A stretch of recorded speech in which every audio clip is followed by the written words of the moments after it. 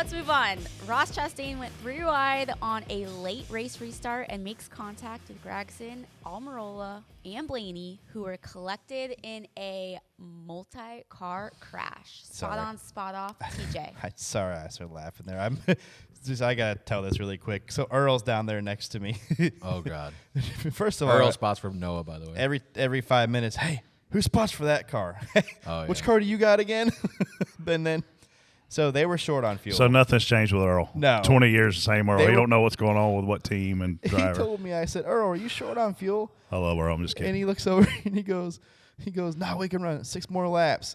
And we only had like 2. He's like, the math was like 4 laps off. And I go, Earl, it's lap 189 or we were already in overtime. He's like, oh, like it was like 4 laps short on where he thought he was supposed to go. But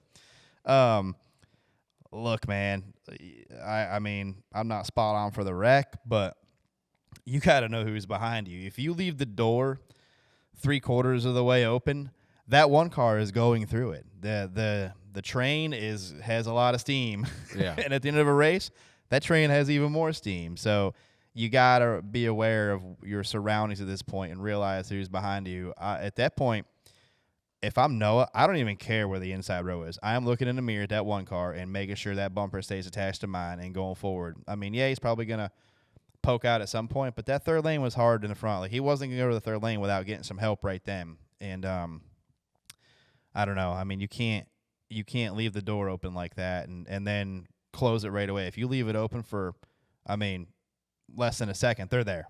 So you can't do that. Yeah. I know it's easy to say it's the Don't Go Tour rolls on. I don't blame Ross for that. But I think if you listen to my audio coming to green, we were about 3rd or 4th in that line. And I just said to Bubba, I said, the 42 is leading to 1 second in this line. He's going to ship this kid at some point. Like, if you're Ross, there's nothing against Noah. I thought Noah did a pretty good job yesterday. He gave an untimely push to Harrison in 3 and 4 as they went over a bump, and it turned Harrison. I don't think that was anything egregious on Noah's part. So I thought he did a good job, but in this situation, Ross isn't going to ride behind Noah. That's just, if you know Ross, you know the way Ross races. He's going to do everything he can to get rid of you, and especially with the 5 behind him. And they're just shoving. You know, he definitely shoved Noah up a lane. The 5 is up Ross's ass shoving him. And like you said, the hole opens up, and it's the overtime restart. He's not going to go, all right, yeah, come on back down. No, it'll be fine. You know, he's going to fill the hole, and he was probably to his wheel almost when Noah decided to come back down and close the hole off. And unfortunately for Noah, your race is over at that point. Like you have 2 options. You can just get out of line, or you can wreck half the field. And they tried to squeeze the hole back closed, and it was way too late, and they caused a big one. But yeah, I don't blame Ross at all for that. Noah made 2 mistakes. He opened the door, and he squeezed them down to the point that the guy who was on the bottom was literally run on the apron because of how little room Noah was giving. Egregious, EGREGIOUS, outstandingly bad, as Freddie just said. Ross didn't do anything egregious. I said Noah didn't do anything egregious. Noah didn't do anything egregious. That was the wreck that the 41 and 5 were in, right? Yes. It's unfortunate to see the 21 having a good day. I mean, leading the race in a position to have a good day finally, and that kid needs one, and then to literally just get wrecked. An amazing save on his part. If you watch the video, there's a slow-mo video of it. You can see it's the tunnel, where they put the new tunnel in over there. Yeah. Right as he gets over that, there's a change of color on the asphalt there, and right as he comes to the end of that asphalt, the car does a dip, and at the same time, Noah hits him and shots him left. And it's over. Yeah. No, the Don't Give a Tour is 100% innocent. He did what he's supposed to do. He's got to move. He's got to run. Everybody would have drove there at that point. Why would Noah go to the top when the top hadn't worked all day? Yeah. Noah's going to watch that back and realize he screwed up. How about, before we get to the 41 and the 5, where were you at when the 21 spun? I don't remember. Like 18th, 20th, 30th. Did you I see don't him? know. I saw it happen. Well, no. When I looked up there, I had no idea where he went. I was like, they're like, put it on my car. We were second in line, and when they built that tunnel in 3 and 4, I don't know what they did, but they were gone. The campers are higher now for whatever reason. They weren't that high. I think they built the infield up. I think they raised the ground up when they put the tunnel in. But like Noah's leading, Harrison's leading the second line, bottom line. We're in the second and top, and all of a sudden we go into 3, And Harrison disappears. The and 21's gone. I'm like, where the hell did he go? Like, he's gone. Yeah. And I told Bubba, I said, hell, just so you know, I really didn't pay attention to this early, but I never saw him once he got below the line. So, like, there's something. But, yeah, but the 5 and the 41, I saw a picture of the 5 car when I got on the plane with the door bars torn out of it. And then I saw the in-car video of the 41. And as mad as I was about the way the race ended, then I was just thankful because Ryan's a really good friend of mine. I texted him. I was like, "Man, are you all right?" And he texted me back. He said, "Yeah, I'm just pissed off." But I mean, that was vicious looking. That was really scary looking. Well, here was my take on this thing as I watched it play out. First of all, I was scared for their safety, as I was on multiple times on Saturday's race. I mean, you don't. Yeah. We know a lot of these guys, if not all these guys, sometimes that are involved in these wrecks. So it's hard on the heart to watch somebody you have a friendship with tumbling down the racetrack or getting hit in the door or T-boning somebody and watching their head bounce off their steering wheel. And we as a sport. In 2001, and I'm going to go and kind of side with Freddie on something. He said a lot on this show last year. 2001, we lost Dale Earnhardt, and I don't know how many lives have been saved since then. I know Michael McDowell's. I know Elliott Sadler's. I could keep going with the list, but I won't. As a sport, you look at football. They change the helmets, right, trying to protect the guy. They change where you can hit a quarterback when he's defenseless. They change where you can hit a receiver when he's defenseless. Like, sports are constantly trying to protect athletes because the sport consistently gets faster. I mean, you guys were running 190, not you guys, but your drivers were running 195 miles an hour yesterday around that racetrack. We've seen guys go 202 miles an hour. We're constantly getting faster and faster with this car that is meant to be potentially slower because of technology. My point is this: in a world where we're trying to make everything safer and safer, we've got guys like Kyle Larson getting out of the car saying, "Man, my cockpit's destroyed." And you could tell he was scared. Like, he was truly thankful that he was okay, but he was also like, "Man, my cockpit's destroyed." And had that been driver's side, what would have happened? And I think Freddie kept saying last year, like, why would we do anything that's not as safe as it was, if not safer? So, knowing what we know about the concussions last year, knowing what we know about rear impacts, like, I think as a sport, and listen, I know they're working on it. Like, we just got to keep plowing forward with making this thing as safe as it can be.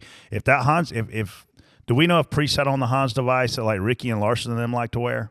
I think he had a Hans. I think he each had a normal Hans device. Because it looked like his head hit the steering wheel. No, it didn't hit. It was close, but like, if you slow it down enough, you can see where the Hans stops or whatever he's wearing. Because at first, when I watched it at full speed, I thought his head hit the wheel, and that's what flipped his shield up. Yeah. But I think the force of the wreck is what flipped the shield up, and then you could see his head heading to the wheel, and then it stops. And I think that's the Hans or whatever head and neck restraint he has working. Yeah. I think all the safety stuff in Ryan's car, watching that video, it worked, but at the same time, he's still absorbing way too much of the wreck.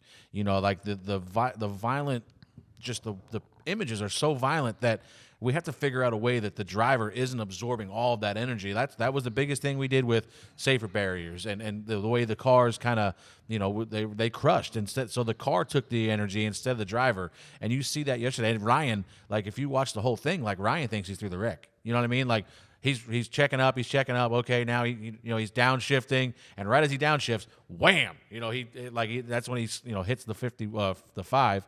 But, like, I think everything safety-wise worked. The seat actually gives a little bit, but just the amount of violence in the driver itself, like, that's something that needs to be addressed. They all walked away, and that's all we all want to see. You could tell Larson was distraught. Yeah, in his interview. I think, and I heard a lot of people ask, I was one of them yesterday, like, thank God that wasn't driver's door.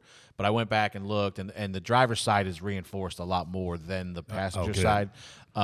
So they have more structural plates in that side of the car than I think it was Bosie that was tweeting images, if you want to go look them up. But still, at the same time, that doesn't excuse anything, because a bar from the right side could have just as easily come across the car. If you look at that picture where the top door bar, roll bar, not roll bar, but the top of the door bar there is pushed over up above the window and then over to the left. Toward the driver. Yeah, towards the driver. So, I mean, if that thing snaps off, it's a spear going at him instead of just bending. So Good news is they took that car back to R&D Center. yeah, I seen they took that 02, I think, back from Saturday. Oh, yeah. So, that's where and unfortunately, sometimes stuff like this is where, this is how you kind of learn, to what to do. You'll never recreate that exact wreck again, no matter how hard you try.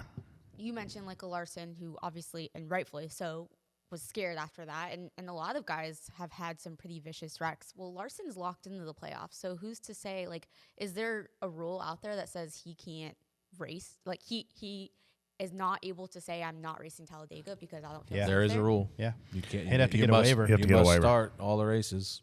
And that would be one where they wouldn't, I would hope, like. But you could, Casey, to your point, I mean, you could have food poisoning and you could run a lap. Yeah. And you could get out and let Justin Allgaier get in it. I twisted I sprained my knee yesterday. I mean, I'm sure are they asking for doctor notes when you apply for your waiver? Right. I mean, you're putting yourself at risk when you're already locked But in you the don't- playoffs. you don't- could, if you start could to be in race- the back and be perfectly fine. But I mean, if you don't have to Listen, start a race. but you're making valid points, Casey. And I'm not discounting them, but these guys aren't normal. They're animals. They have a sickness. I mean, me and Freddie have talked about it at length with friends of ours that get injured in race cars that have no reason to ever get back in another race car because they're wealthy and because they have kids and because they have families and they're in their 40s and they've been told by doctors, if this happens again, you may not be okay. You may lose your life. You may have forever, concussion symptoms. You may have all these problems, and they can't wait to get back in the damn car. I mean, it's a terrible disease. Yeah. I mean, Greg Biffle, I was listening to an interview with him yesterday. God, I should bring up something here, but I won't.